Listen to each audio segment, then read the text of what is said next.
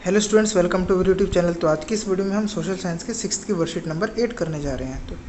तो इस वर्कशीट में हम पहले आपको स्टेट योर एज, यहाँ पर आपको अपनी एज लिखनी है। Can you tell about the member of your family age to did they eat, जो वो क्या खाते हैं।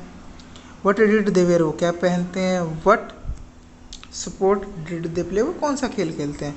येस या नो, तो आप इसमें से टिक कर देना। Can you tell about your ancestors who live about 2000 साल पहले before your birth as to what did they eat, what did they wear, what sport did they play, in which type of house they live in. तो हम उनके बारे में नहीं बता सकते, और जो अभी हम जैसे हमारे अभी फैमिली मेम्बर हैं उनके बारे में बता सकते क्योंकि हम उनके साथ रहते हैं। Then you could we know about them, तो हमें उनके बारे में जानना चाहिए।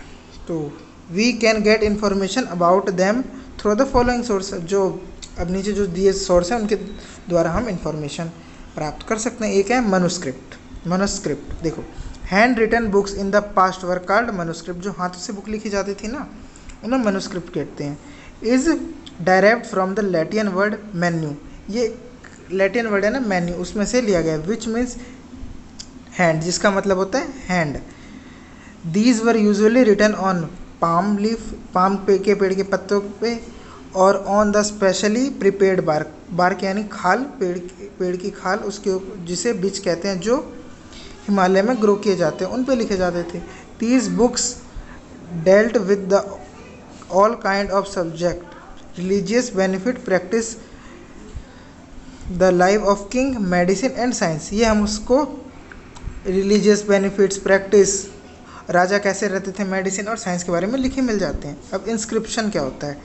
These were written on the relatively hard surface such as stone और मेटल, इन्हें पत्थर या फिर धातु की कोई होती है ना सिल्ली, उन पर लिखा जाता था। ये राजा ऑर्डर देते थे, जाके लोग इन्हें पढ़े, इस पर जो राजा ऑर्डर देते थे वो लिखा जाता था, जाके लोग इसे पढ़े और उनका फॉलो करें, जैसे रूल निकलते हैं ना हमारे, वैसे ही।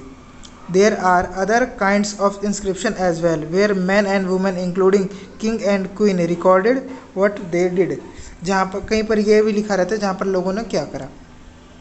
अब remains and sculptures, there were many other things that were made and used in past, पुराने ज़माने में बहुत सारी चीज़ें थी जो बनती और इस्तेमाल होती थी। remains of the building made of stones and brick, painting and sculpture, जो बचे खुचे होते हैं ना उनके, बिल्डिंग के, ब्रिक के, पेंटिंग के, या कोई उन्होंने कोई टूल बना रखा है स्कल्पचर, या जैसे मटका ही देख लो, ऐसे उनको जो रिमेन होते हैं उन्हें कहते हैं remains and sculpture. Object that are made of hard imperishable substance usually survive a long time, जो काफ़ी लंबे टाइम तक जिंदा रहते हैं, यानी बचे हुए रहते हैं, ख़राब नहीं होते आसानी से। Archaeologist also look for the bones of animal, bird, fish to find what people ate in past time. तो आर्कियोलॉजिस्ट है ना, वो ऐसे बोन हड्डी के लिए देखते हैं जानवरों के, पक्षियों की और मछलियों की, जाके पता लगा सके पुराने ज़माने में लोग क्या खाते थे। Plant remains survive for more rarely, जो प्लांट होते हैं ना उनके जो बचे खुचे वो बहुत कम सर्वाइव करते हैं, बहुत मुश्किल से सर्वाइव करते हैं। इफ़ सीड ऑफ ग्रेन और piece of wood have been burnt, अगर कोई भी चीज़, अगर सीड है या किसी लकड़ी का टुकड़ा अगर वो जल गया तो बच जाएगा, नहीं तो बाद में तो गल जाएगा। आर्कियोलॉजिस्ट क्या होते हैं, जो सब्जेक्ट के बारे में पढ़े, पुरानी चीज़ों के बारे में पढ़ते हैं ना, उन्हें आर्कियोलॉजिस्ट कहते हैं। और व्हाट इज़ मैनुस्क्रिप्ट, तो मैंने आपको बताया जो चीज़, where were the manuscript written, कहाँ पे लिखा जाता था, वो लिखा जाता था पाम की लीफ पर, और स्पेशली प्रिपेयर्ड बार्क, जिसको कहते हैं ब्रिच।